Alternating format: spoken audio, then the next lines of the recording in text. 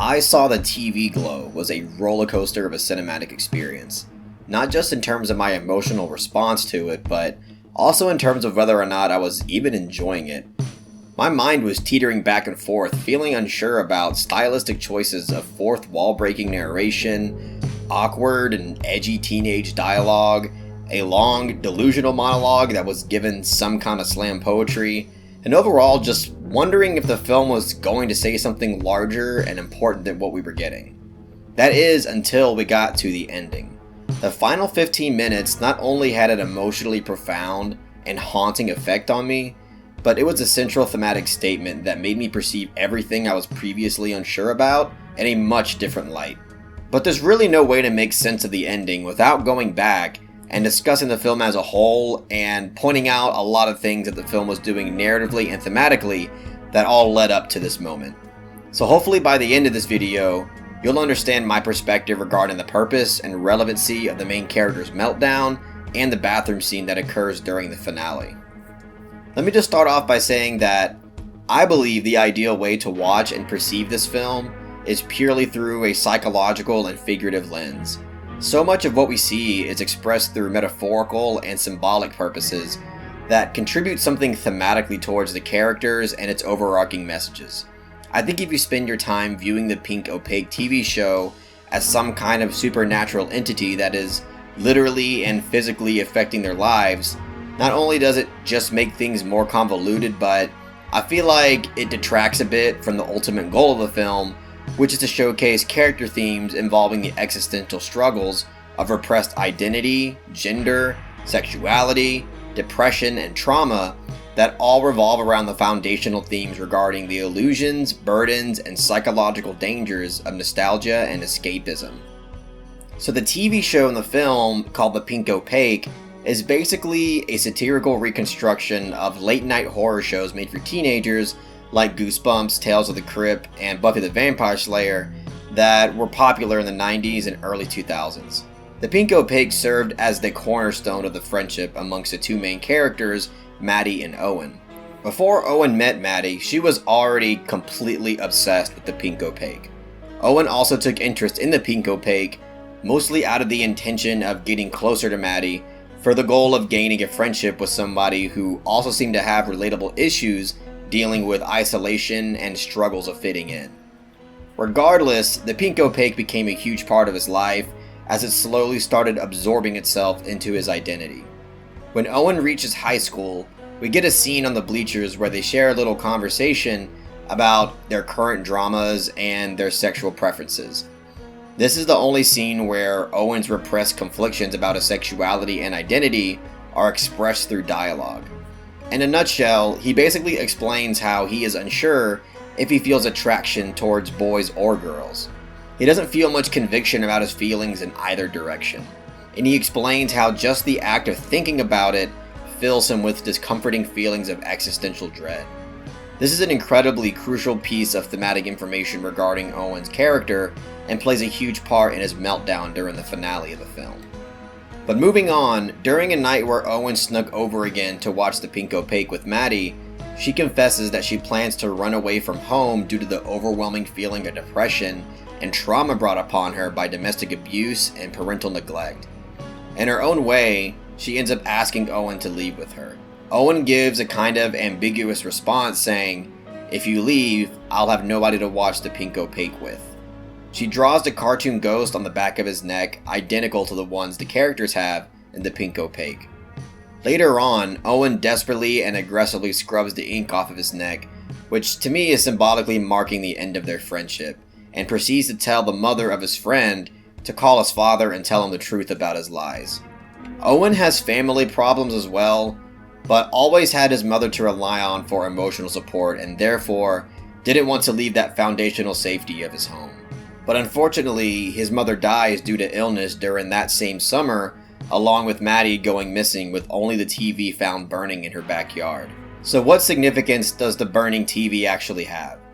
Well, there is both narrative and symbolic significance to that. Let's start with the narrative significance, and bear with me because this might take quite a long time. When watching this film for the first time, it doesn't give us much idea as to why Maddie would exactly burn the TV. We could only speculate, but as the film progresses into the third act, Maddie comes back to town and reunites with Owen.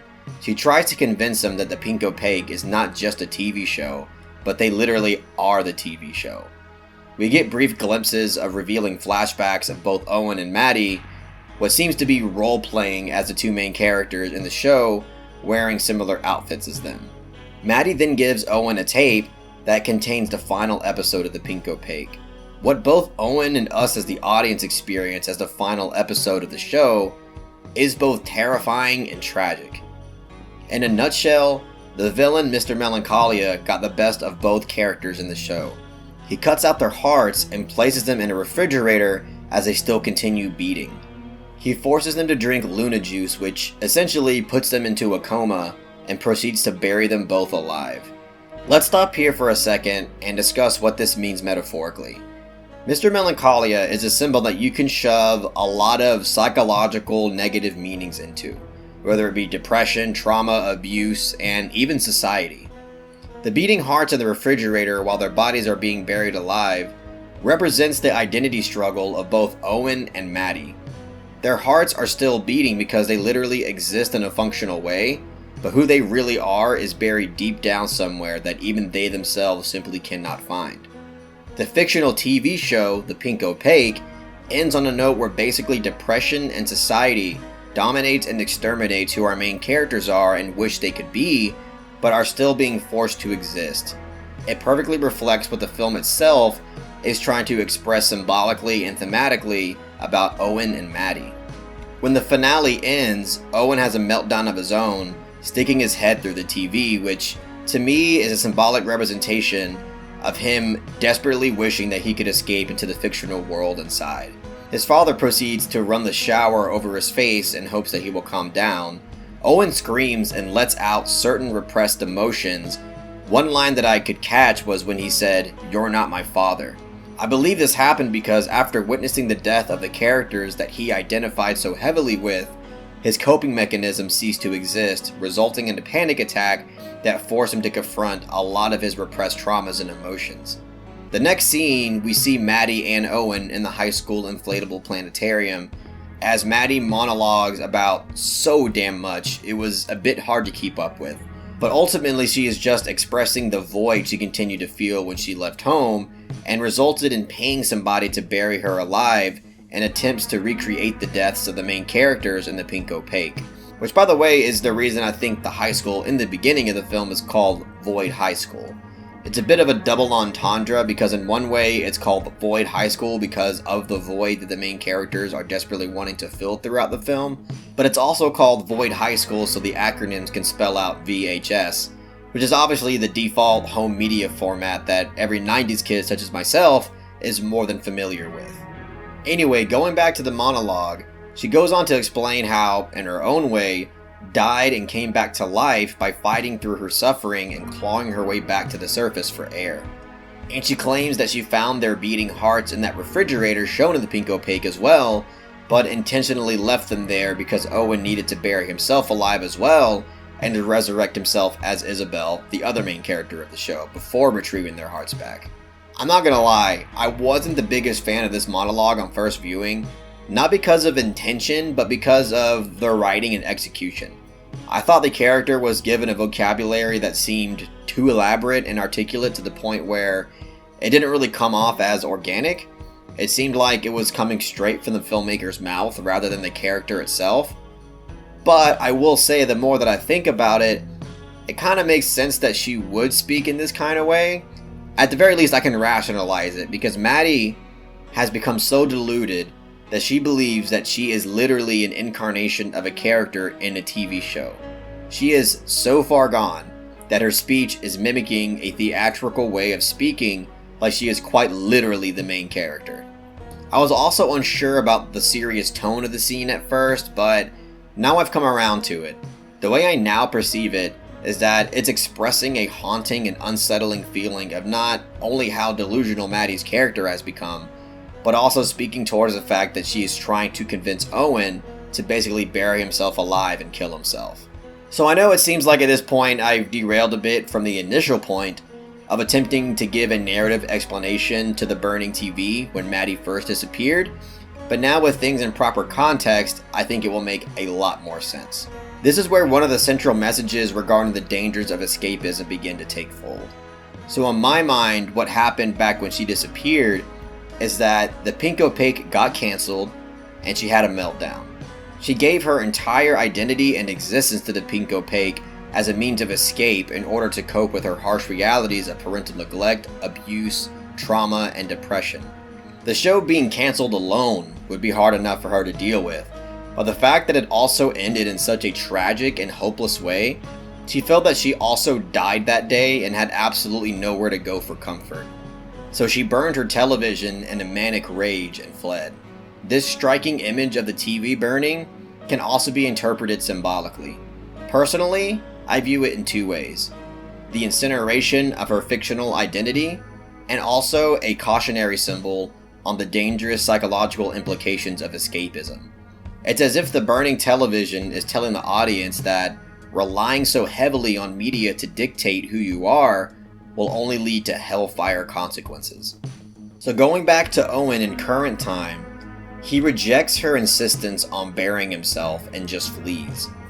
Later on in life, he decides to revisit the Pink Opaque through a streaming platform. He doesn't perceive it the same way anymore. He calls it poorly written and cheesy. He no longer feels that warm, fuzzy feeling he associated so heavily with the Pink Opaque. He feels embarrassed that he used to love the show as much as he did. As he explains his feelings, we also hear him struggling to breathe. This scene perfectly expresses both the illusions of nostalgia and escapism. Generally speaking, nostalgia is a term used to describe the affection someone has for the past, but the illusion of it is that it's not the time, objects, or media themselves that contain that objective value. It's the state of mind and situations surrounding these things that have value.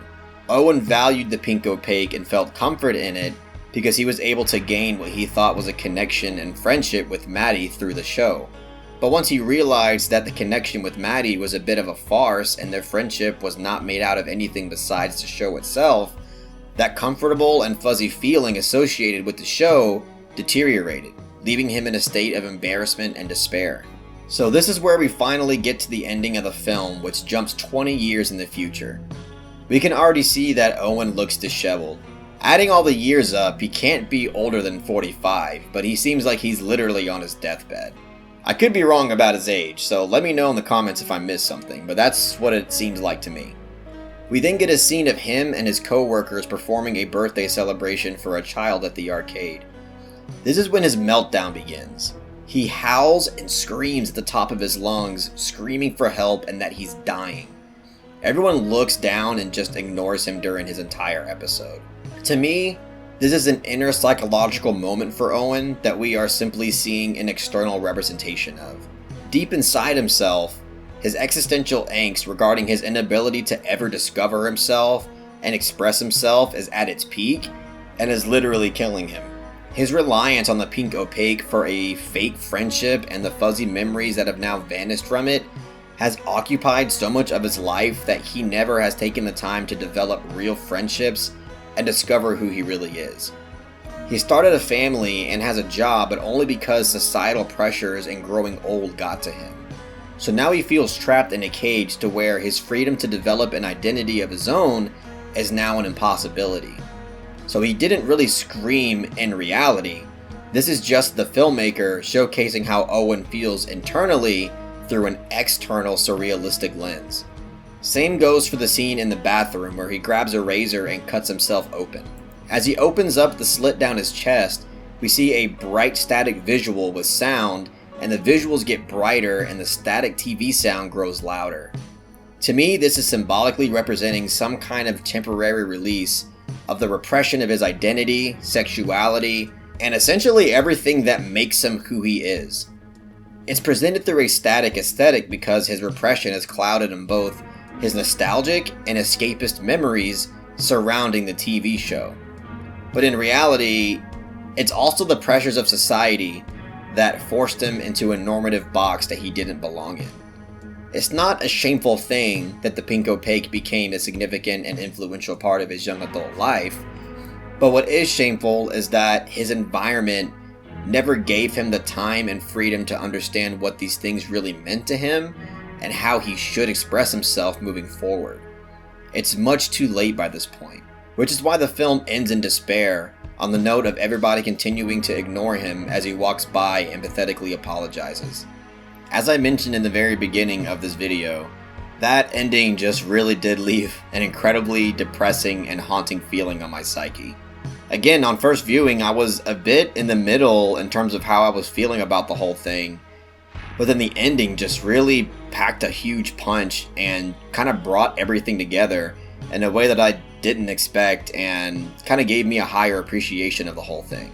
But that's really all I have to say for right now. I'm sure there was tons of things that I should have written down that I would like to talk about, but I just didn't incorporate because I'm an idiot. But in one way, it's also great because it gives everybody the opportunity to fill in the gaps and give their own interpretations in the comment section, or just share your overall feelings on the film as a whole. So yeah, make sure to comment down below if you really want to contribute something, or if you have a different interpretation in mind. I would love to hear it. And make sure to like this video if you really enjoyed it, and subscribe to the channel for more film related content.